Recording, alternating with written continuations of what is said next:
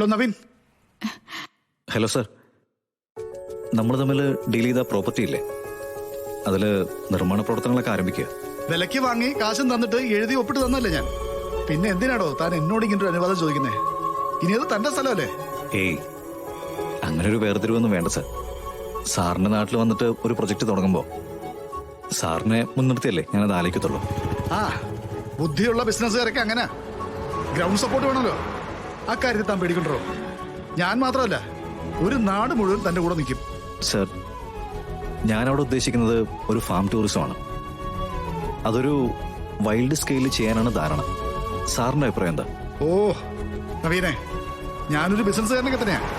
പക്ഷേ ഈ farm tourism പോലുള്ള ഏരിയ എനിക്ക് വഴങ്ങാത്തതാ. പക്ഷേ എന്റെ കൂടെ ഒരാളുണ്ട്. ആ ആൾക്ക് ഇതിൽ കൊള്ളാവുന്നൊരു പരിജ്ഞാനം ഉണ്ടെന്നാണ് എന്റെ ഒരു ധാരണ. അതാരാ സർ? ആ നാട്ടിലുള്ള ആളാണോ? എനിക്ക് അയാളോടൊന്ന് സംസാരിക്കാൻ പറ്റുമോ? അതിനെന്താ, ഞാൻ ഫോൺ കൊടുക്കാം. ആ, അപ്പോ ആള് സാറിന്റെ കൂടെ തന്നെ ഉണ്ടോ? ഉണ്ടോ, എന്റെ മോള് കൃഷ്ണയുടെ കാര്യമാണ് ഞാൻ പറഞ്ഞേ. ഓ കൃഷ്ണ. ഞാനെന്നാ ഫോൺ കൊടുക്കാം, താൻ സംസാരിക്കേ. നമ്മളെ സംസാരിക്കേ. അയാൾക്ക് ഉപകാരപ്പെടുന്ന എന്തോ കാര്യ. ഹലോ. ഹായ് കൃഷ്ണ. എടോ, സ്ട്രേറ്റ് മാറ്ററിലേക്ക് വരാം. ഞാനവിടെ വാങ്ങിയ സ്ഥലത്ത് ഒരു ഫാം ടൂറിസമാണ് ലക്ഷ്യമുള്ളത്. തനിക്ക് എന്തെങ്കിലും നിർദ്ദേശങ്ങൾ പറയാനുണ്ടോ?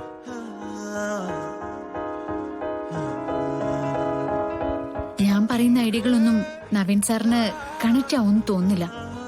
എന്നാലും ഞാൻ പറയാം, ഈ ഫാം ടൂറിസം എന്ന് പറഞ്ഞ് ലക്ഷ്യം വെക്കുന്നത് ഈ ഫാമിലികളെയൊക്കെ ആണല്ലോ. ഒരു 90% അങ്ങനെ തന്നെ ആയിരിക്കും. ആ, അങ്ങനെയാണെങ്കിൽ നമ്മളൊരു ഫാമിലിക്കകത്ത് നിന്ന് ചിന്തിക്കണം സർ. ആദ്യ ഒരു ഫാമിലിയെ പല തട്ടുകളായിട്ട് വിഭജിക്കണം. കുട്ടികള്, മുതിർന്നവര്, വയസ്സായവര്. എന്നിട്ട് അവരിൽ ഓരോ വിഭാഗത്തിനും എന്തൊക്കെയാണോ വേണ്ടത് അത് അറേഞ്ച് ചെയ്യാൻ നമ്മൾ നോക്കണം. ആ, പിന്നെ ഈ ഗെയിംസ് ഒക്കെ സെറ്റ് ചെയ്യുമ്പോഴേ നമ്മുടെ നാട്ടുപുറങ്ങളിലൊക്കെ പണ്ടുണ്ടായിരുന്ന കുറെ ഗെയിംസ് ഇല്ലേ, ഇപ്പോഴുള്ളവർക്ക് അതങ്ങനെ പരിചയമൊന്നും ഉണ്ടാവില്ല. പക്ഷെ അതൊക്കെ ഉണ്ടാവുന്നതാ നല്ലത്. അപ്പൊ ഒരു ചേഞ്ച് ഒക്കെ ഉണ്ടാവുമല്ലോ. ആ, പിന്നെ സാർ ഒരു കാര്യം കൂടി ചെയ്യണം. പ്രായമായവർക്ക് ഒത്തുകൂടാനും അവരില് പലരും മറന്നുപോയ അവരുടെ കഴിവുകൾ പ്രദർശിപ്പിക്കാനും എന്തെങ്കിലുമൊക്കെ അവസരം ഉണ്ടാവണം.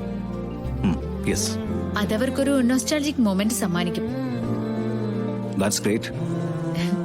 ഞാൻ എവിടെയോ വായിച്ചിട്ടുണ്ട്, ഓർമ്മകൾ തെരഞ്ഞെടുക്കാൻ മാത്രമല്ല, അത് തെരഞ്ഞെടുക്കാൻ കാരണമായ സ്ഥലവും ആളുകൾ മറക്കില്ലാന്ന്. അവിടെ വെച്ചാണ് ഞാൻ ആ കാര്യം ഓർത്തത്, അല്ലെങ്കിൽ അവിടെ വെച്ചാണ് എനിക്ക് ആ പഴയ കാലം കിട്ടിയത് എന്നവർ ഓർക്കും. അതെ സർ. അപ്പൊ വന്നുപോയവർക്ക് വീണ്ടും ഒരിക്കൽ കൂടി അങ്ങോട്ട് വരണമെന്ന് തോന്നില്ലേ? ഞാനൊരു കാര്യം പറയട്ടെ.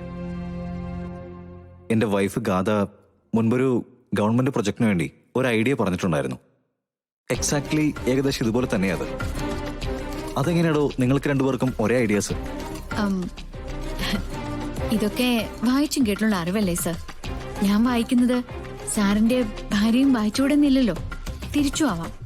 ഓക്കെ, തന്റെ ഐഡിയ എനിക്ക് ഇഷ്ടപ്പെട്ടു. ഞാൻ അങ്ങോട്ടേക്ക് വരാം.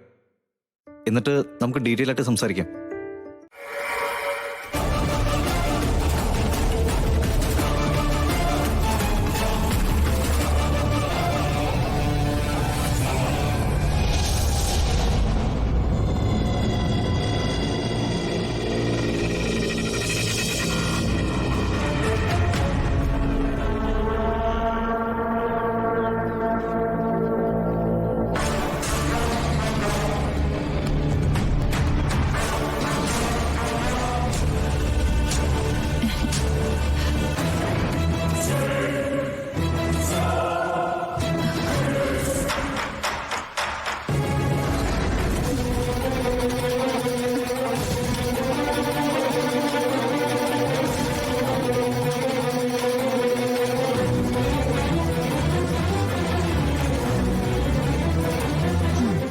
എന്താടി ഞെട്ടിയോ നീ?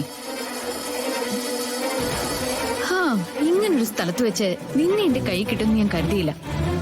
എന്റെ ഗാഥയുടെ ഉദ്ദേശം എന്റെ രൂപത്തിലുള്ള ഒരുത്തി ഈ ഭൂമിയിലുണ്ടെന്ന് അറിഞ്ഞ നിമിഷം നിന്നെ ഇല്ലാണ്ടാക്കണമെന്ന് ഞാൻ തീരുമാനിച്ചതാ. അപ്പോഴേക്കും എന്റെ മമ്മിയും നീയുമായിട്ട് ഒരു കരാറുണ്ടാക്കി. അതെന്റെ ജീവിതത്തിൽ അത്യാവശ്യമായതുകൊണ്ട് ഞാൻ എന്റെ തീരുമാനം അങ്ങ് മാറ്റി. എനിക്ക് പകരം നീ നവീന്റെ താലിക്ക് കഴുത്ത് നീട്ടി. നവീനോടൊപ്പം കളരിക്കല് ചെന്ന് കയറി. അത് കഴിഞ്ഞ് അങ്ങോട്ട് പലപ്പോഴും നിന്റെ ജീവന് വേണ്ടി ഞാൻ കൊതിച്ചതാ. എന്റെ നവീന്റെ മനസ്സിൽ നീയാണെന്നറിഞ്ഞപ്പോ, നവീൻ സ്നേഹിക്കുന്നത് നീ കാണിക്കുന്ന നിഷ്കളങ്കതയാണെന്നറിഞ്ഞപ്പോ വീണ്ടും എന്റെ മനസ്സിൽ തോന്നിയതാ നിന്നെ അങ്ങ് തീർക്കാൻ.